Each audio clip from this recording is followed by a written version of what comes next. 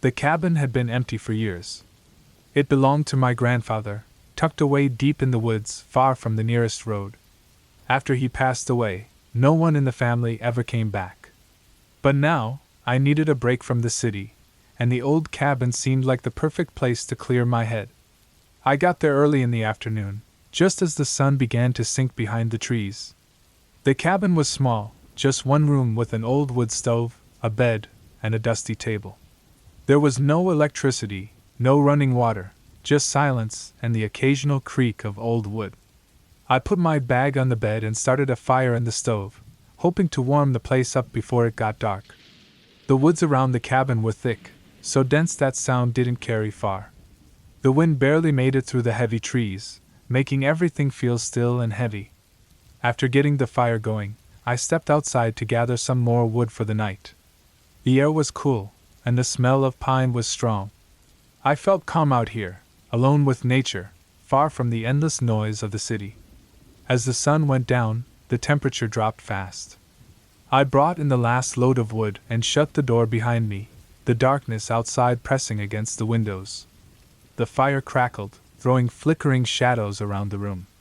I sat at the table, staring into the flames, feeling the warmth on my face. But as the night got darker, something felt wrong. The quiet didn't feel peaceful anymore. It was too quiet, like the woods were holding their breath. I tried to ignore it, telling myself it was just nerves from being alone in a place I wasn't used to. But the feeling wouldn't go away. The shadows seemed darker, the air colder, and I couldn't shake the sense that I wasn't really alone. I decided to go to bed, hoping sleep would settle my nerves. I blew out the small lantern and lay down, pulling the old blankets around me. The firelight was still flickering weakly, and the cabin was almost completely dark now. But just as I was drifting off, I heard it, a faint crunch, like something stepping on dry leaves outside. I froze, listening hard. At first, there was nothing but the crackling of the dying fire. But then I heard it again, louder this time. Something was moving outside, slowly circling the cabin. My heart pounded as I sat up, trying to see through the small window. I couldn't make out anything, just the blackness of the woods. But the sounds didn't stop. They grew closer, more deliberate, like whoever or whatever was out there knew I was inside. I tried to convince myself it was just an animal, but the steps were too heavy, too careful. It didn't make sense for anyone else to be out here. The cabin was miles from the nearest road, and no one knew I was here. I regretted not bringing anything to protect myself, not even a knife. My phone had no signal out here, and the nearest help was hours away. The steps stopped right outside the door. I held my breath as I stared at the door, waiting. The doorknob rattled slightly, like someone testing if it was locked. I was too scared to move, too scared to even breathe. The only thing between me and whoever was outside was that thin wooden door. Time seemed to stretch on forever. I couldn't tell how long I sat there, eyes glued to the door, waiting for it to burst open. But nothing happened. The sound stopped completely, and the only thing I could hear was my own heartbeat pounding in my ears. I don't know how long I stayed like that, sitting in the dark, listening. But eventually, exhaustion took over, and I fell into a restless sleep. When I woke up, it was morning. The sun was shining through the window, and the cabin was quiet again. I slowly got out of bed and opened the door, stepping outside into the cool morning air. Everything looked normal, just like it had the day before. But when I looked down, I saw them, footprints, deep and fresh, leading from the woods right up to the door. They were big, definitely from a person, and they stopped just outside the cabin. Whoever it was had been standing there, right on the other side of that door, listening to me, watching me. A chill ran down my spine as I realized how close I had come to something I didn't want to think about. I didn't waste any time packing up my things. I left the cabin behind, driving away as fast as I could, the image of those footprints stuck in my mind. I never went back to that cabin again. Even now, I can't shake the feeling that someone or something was out there, waiting, watching. Every time I think about it, I get this gnawing feeling that they're still out there, still watching, waiting for me to come back. And I can't help but wonder, What would have happened if I hadn't locked the door? Would I have woken up at all? Or would they have just taken me quietly in the night, and no one would ever know? The thought haunts me, creeping into my mind whenever I close my eyes. It's like the woods never really let go of what they hold inside. And some things, once they know you, never really leave you alone.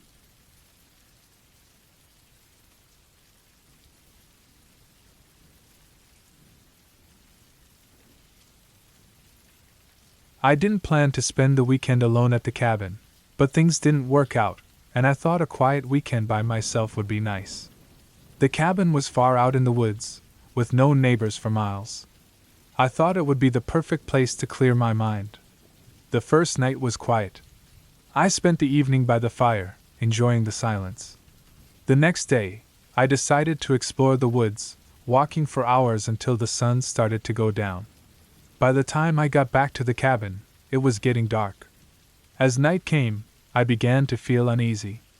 The silence that once felt calming now felt heavy.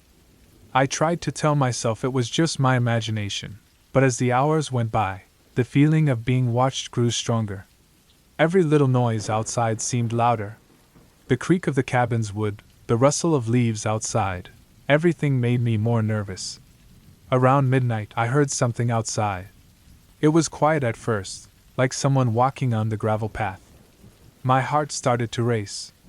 I tried to convince myself it was just an animal, but the sounds were too steady, too much like a person. I didn't dare move. I just listened. The footsteps stopped right outside the cabin door. I could hear breathing, rough and heavy, just on the other side of the thin wooden door. My mind raced. There was no phone signal out here. No way to call for help. I was completely alone. Minutes passed, but it felt like hours. Then, slowly, the footsteps started again, this time moving around the cabin. Whoever it was seemed to be checking the windows, tapping on the glass, trying the door handle. My stomach dropped when I realized I hadn't locked the door after coming back from my walk. I forced myself to stay still, hoping they'd think the cabin was empty. But deep down, I knew that whoever was out there wasn't just passing by. They were looking for something, or someone. Suddenly, the doorknob turned. My heart jumped into my throat. I was sure the door would open, and I'd be face to face with whoever was out there. But then, just as quickly, the knob let go, and the footsteps moved away from the door. I heard them move back into the woods, the sound getting quieter until there was nothing but silence again. I didn't move for the rest of the night. I sat there in the dark, listening, waiting.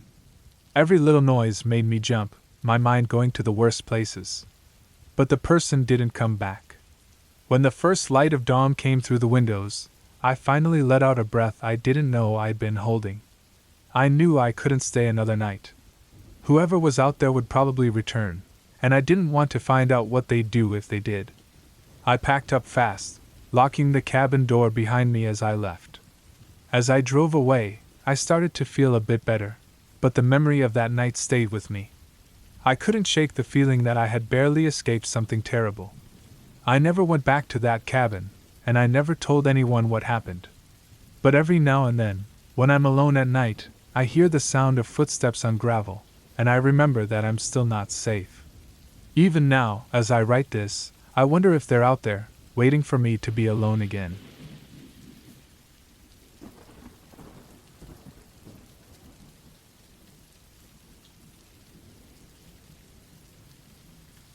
I needed to get away from everything. Life in the city was wearing me down, so I decided to spend a few days in a cabin deep in the woods. I found the place online, a small, simple cabin with just the basics. No TV, no internet, no phone signal. It was exactly what I needed, complete isolation. When I got there, the cabin looked just like the pictures. It was a bit rundown, with paint peeling off the wood and a creaky front porch, but it had its charm. Inside, it was basic, just a bed, a small table, a chair, and a wood stove. The air smelled like pine trees and old wood, and the only sounds were the leaves rustling outside. The first night, I lit a fire in the stove and sat down with a book. The quiet was nice at first, but as the night went on, the silence started to feel heavy. The woods outside felt like they were closing in on the cabin, and I found myself listening hard for any little noise. A branch snapping, the wind through the trees, it all seemed louder and closer. By the second day, being alone started to feel different. I couldn't shake the feeling that someone was watching me. Every time I stepped outside, I felt like eyes were on me, though I never saw anyone. I told myself it was just my imagination, but the feeling wouldn't go away. That night, I woke up suddenly. The cabin was completely dark except for the faint glow from the dying fire and the stove. Something didn't feel right. My heart was racing, and my mouth was dry. I stayed still, listening. At first, there was nothing, just the usual creaks of the old cabin settling. But then, from outside I heard it, soft footsteps, slowly moving around the cabin. I froze, my mind racing. The footsteps were slow and steady. They circled the cabin once, then again, stopping near the front door. I held my breath, listening as hard as I could, but all I could hear was my own heartbeat pounding in my ears. After what felt like hours, the footsteps stopped. I lay there, wide awake, until the first light of dawn peeked through the cracks in the walls. When the sun was fully up, I made myself go outside. There were no footprints, nothing to show anyone had been there. But I knew what I heard. My nerves were shot, and I decided I couldn't stay another night. I packed up my things and left, feeling like eyes were on me the whole time as I drove away. I didn't stop until I was miles from the cabin, back in the safety of the town. It was only then that I saw the scratches on the side of my car, long, deep marks that weren't there when I arrived. I never told anyone what happened. No one would believe me anyway, and I had no proof. But I knew I was right to leave. Something had been out there, watching me, waiting. I didn't stay to find out what it wanted. But sometimes, when I'm alone at night, I think about what could have happened if I had stayed one more night. I know deep down that if I had, I would have never made it out of those woods. Maybe one day, someone else will rent that cabin, looking for some peace and quiet, just like I was. And maybe this time, whatever was out there won't just watch. It'll act.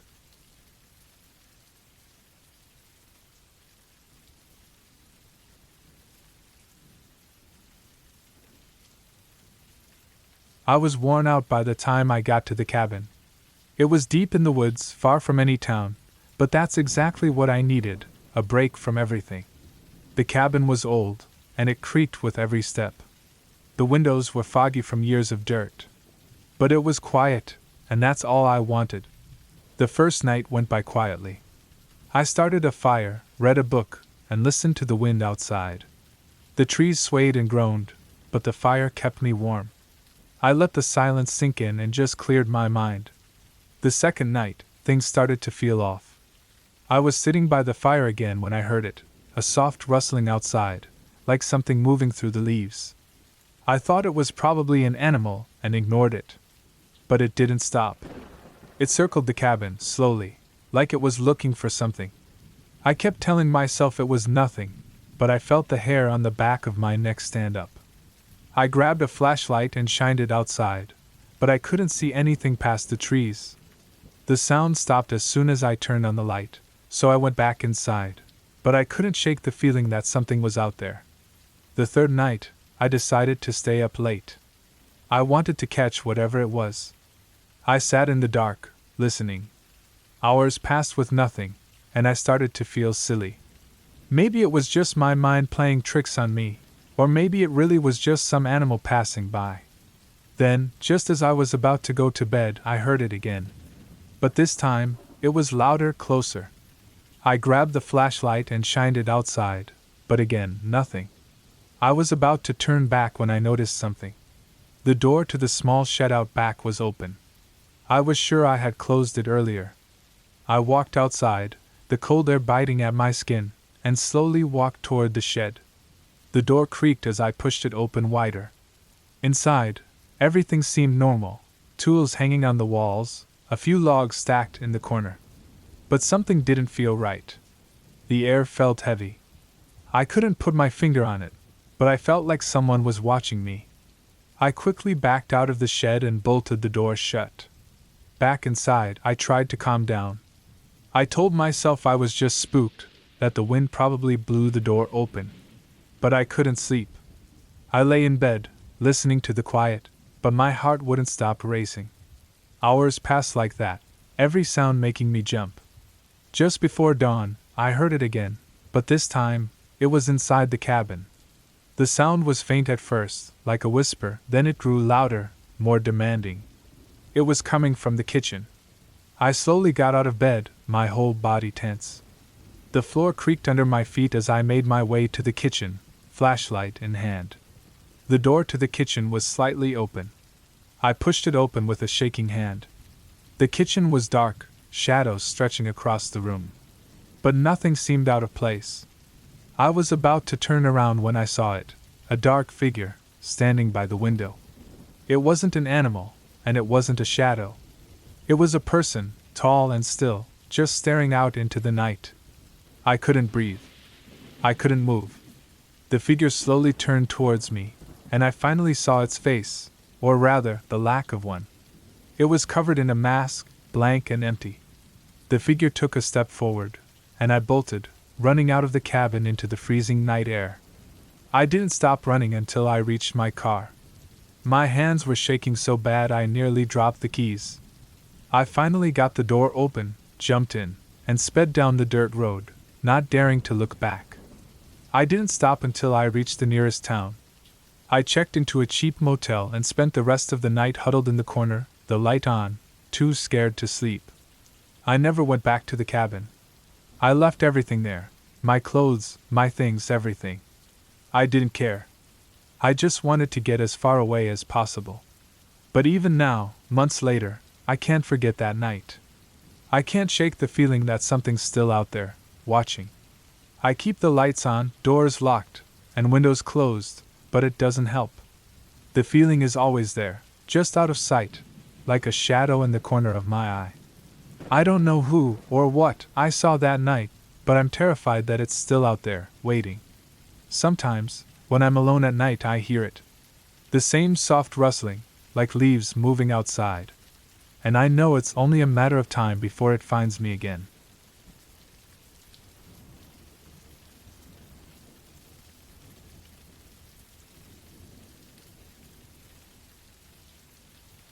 It was a chilly autumn evening when I arrived at the small, remote cabin in the woods.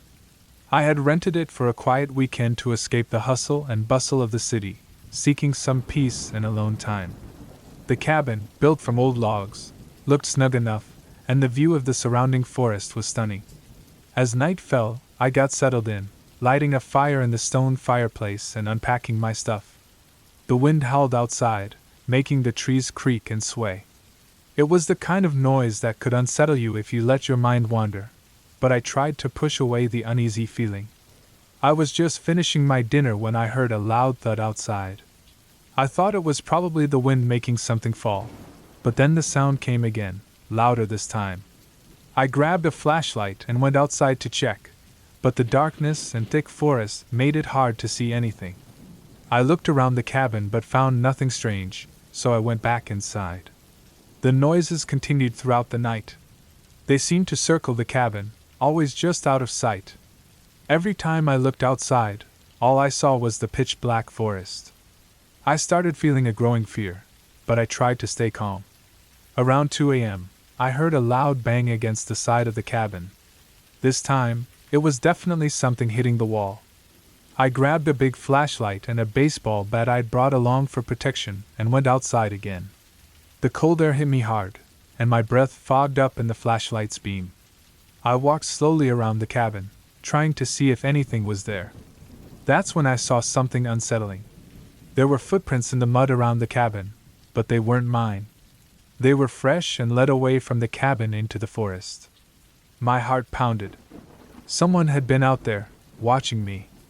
I rushed back inside, locked the door, and shoved a heavy piece of furniture in front of it. The rest of the night was a blur of tension. I barely slept, listening to every creak and groan of the cabin. Occasionally, I heard faint noises outside, but I never saw anything. When morning finally came, I was exhausted but relieved.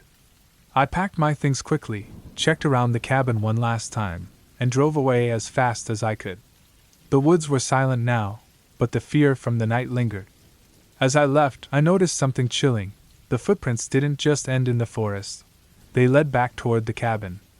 It was as if someone had been following me, and they had gotten closer. I knew I'd never be able to forget those footprints, or the feeling of being watched as I drove away.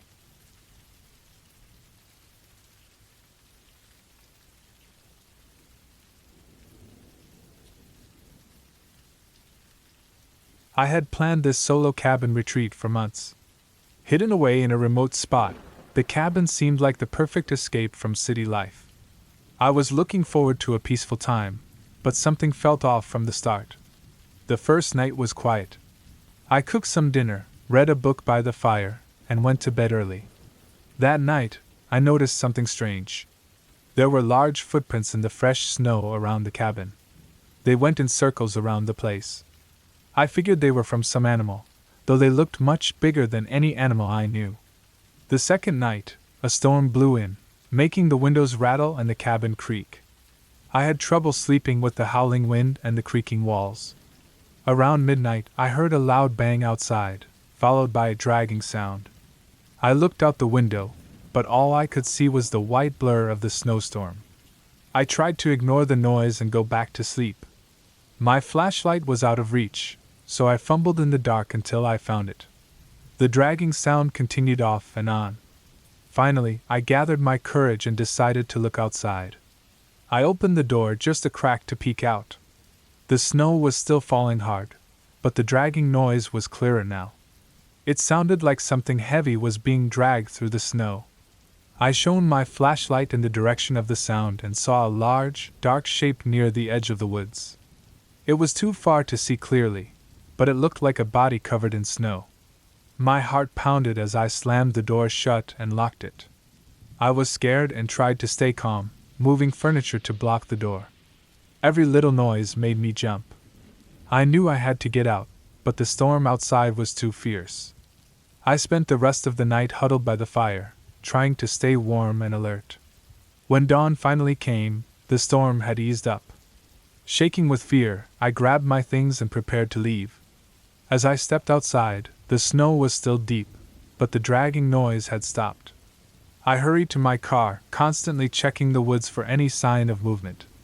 As I drove away, I kept looking in the rearview mirror, half expecting to see someone, or something, following me. There was nothing. The woods looked as silent and still as before. When I reached the nearest town, I told the local authorities about what happened. They promised to look into it, but I never heard back. I still think about that night. The footprints, the dragging sound, and the dark shape in the snow all point to someone, or something, being out there. I never went back to that cabin, and I don't think I ever will. The thought that something was out there, watching me, still makes my skin crawl. The creepiest part? When I checked my car's backseat before driving away, I found a set of muddy footprints leading from the back door to the front, right beside where my gear had been. They were fresh, and they looked like they had been made by someone trying to get in. I don't know who or what it was, but the idea of those prints being so close to me while I was asleep is enough to keep me up at night. The memory of that night haunts me, a chilling reminder that sometimes the quietest places can hide the most terrifying secrets.